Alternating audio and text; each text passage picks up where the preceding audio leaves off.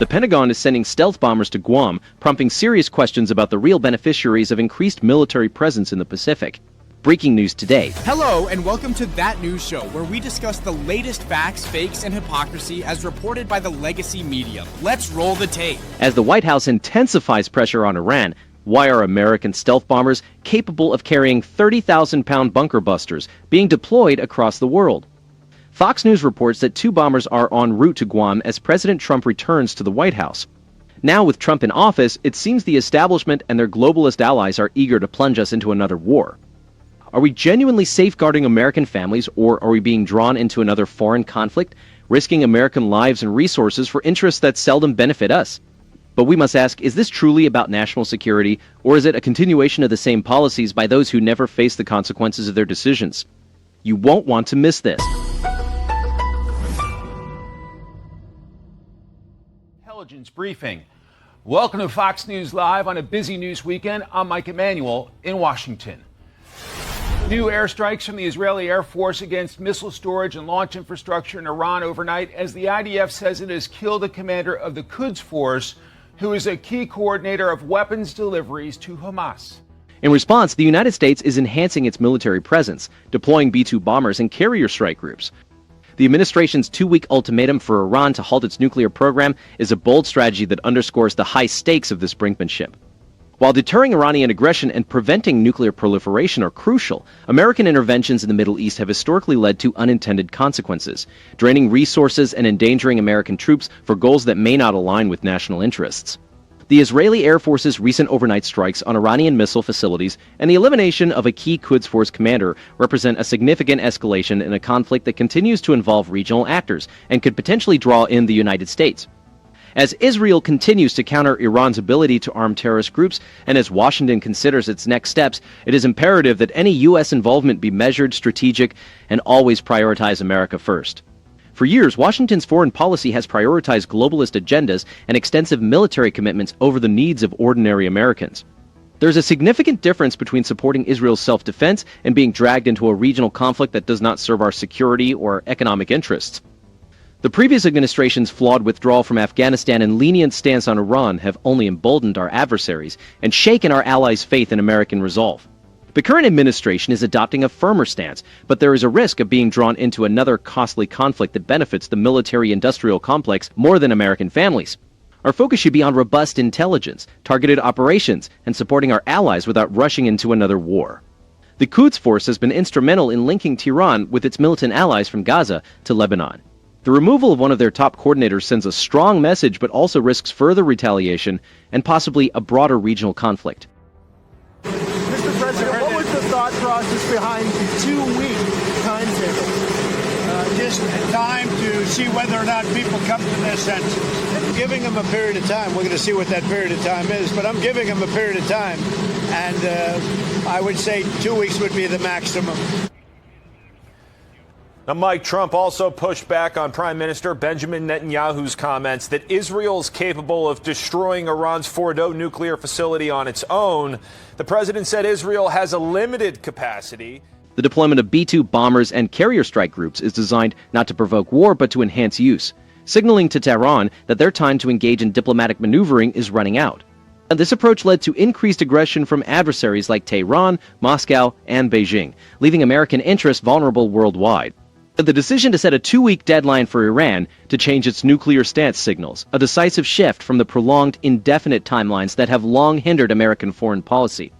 Israel, despite being a crucial ally, cannot alone neutralize Iran's deeply buried nuclear sites like Fordow without U.S. support. The upcoming days will expose whether this firm stance can prompt significant changes or if entrenched Washington interests will advocate for unnecessary escalation. By establishing a clear timetable and demonstrating a readiness to abandon unproductive talks, the U.S. is prioritizing its interests and those of its allies. Our focus should be on robust intelligence, targeted deterrence, and steering clear of the indefinite military commitments that primarily benefit the defense industry and globalist policymakers.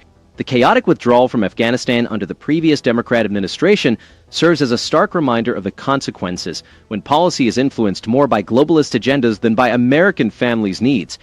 The American public is justifiably wary of entering another protracted conflict in the Middle East. Simultaneously, it's vital that this administration avoids the interventionist tendencies that have historically dominated U.S. politics. Previous administrations, particularly the last Democrat-led one, often set vague deadlines and failed to enforce red lines, which compromised our credibility and the security of our allies. Your intelligence community has said they have no evidence that they are at this point. Well, then my intelligence community is wrong. Who in the intelligence community said that? Your Director of National Intelligence, Tulsi Gabbard. She's wrong. Now, Gabbard responded on X, writing in part, quote, "The dishonest media is intentionally taking my testimony out of context and spreading fake news as a way to manufacture division." Fox News' strongest moments occur when it challenges the official narrative and embraces skepticism. Both political parties have historically used selective intelligence to justify international engagement, often benefiting the military-industrial complex and globalist agendas. Regarding U.S. foreign policy, the segment rightly encourages skepticism towards interventionist intelligence claims. To truly serve the American people, it must dig in deeper into the substance of intelligence disputes and avoid reducing complex issues to partisan soundbites. Visually, Fox News excels with graphics and on-screen text that emphasize key points, but these visuals sometimes simplify complex issues. Fox News' scrutiny of the motives behind intelligence assessments is essential, questioning whether they serve national interests or help unnecessary foreign interventions. Despite this, disagreements among high-level officials remind us that the intelligence process is not infallible. Historical examples like the intelligence failures before the Iraq War and underestimations during the previous Democrat administration underscore the importance of challenging the so-called consensus. For instance, Gabbard's claim that the media misrepresents her comments and fosters division warrants thorough examination. Fox News' coverage of the intelligence community dispute highlights persistent issues in mainstream media, particularly concerning accuracy and balance. Fox News commendably airs dissenting opinions, which is crucial for a healthy democracy. The previous Democrat administration's disregard for dissenting intelligence and failure to enforce red lines have contributed to current global challenges. The Director of National Intelligence, Tulsi Gabbard, has emphasized in her congressional testimony that the intelligence community's analysis represents a consensus view, sourced from a wide array of agencies. Seffers need the full context of her testimony and the specific intelligence uncertainties she mentioned, not just snippets of the ongoing debate. The public deserves a media that rigorously questions the intelligence community, particularly when decisions impact war and peace. These distinctions often get lost in the narrative framing of political conflict.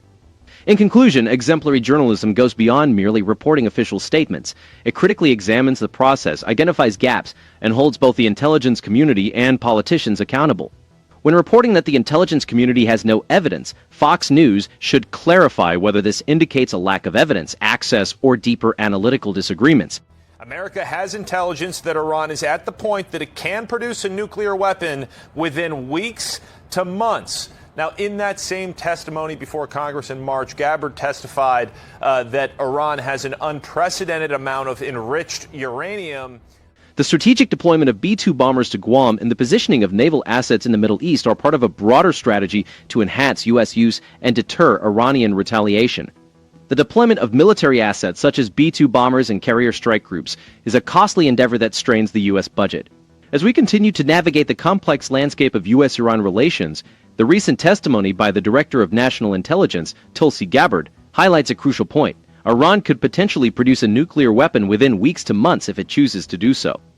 In contrast, the current administration's firmer stance aims to deter Iranian aggression and prevent nuclear proliferation. This evaluation underscores the urgency of the situation. As Iran's nuclear capabilities are rapidly advancing beyond the theoretical stage, it is crucial that this approach is balanced with caution to avoid entangling the U.S. in another costly conflict that may not serve American interests. It is vital that any U.S. involvement in the region remains measured and focused on supporting allies without rushing into another war. Critics have argued that the previous administration's lenient stance and flawed nuclear deal emboldened Tehran's aggressive behavior. Yet these actions also carry risks of unintended consequences, such as escalating regional tensions or provoking Iranian countermeasures. Economically, the escalating tensions between the U.S. and Iran have significant implications. As always, it's interesting to hear how they like to spin this. Tonight, we are told that deploying B-2 bombers to Guam makes America safer. But who truly benefits from these endless deployments? Is it ordinary Americans or the globalist establishment that has entangled us in failed wars for decades? The truth is straightforward. Real strength lies in knowing when to refrain from action. Under President Trump, we have an administration that prioritizes America first, not the interests of defense contractors or foreign capitals. Are we defending America or merely maintaining the status quo? Don't forget to like, subscribe, and leave your comments below. This has been That News Show. That's all I have for now.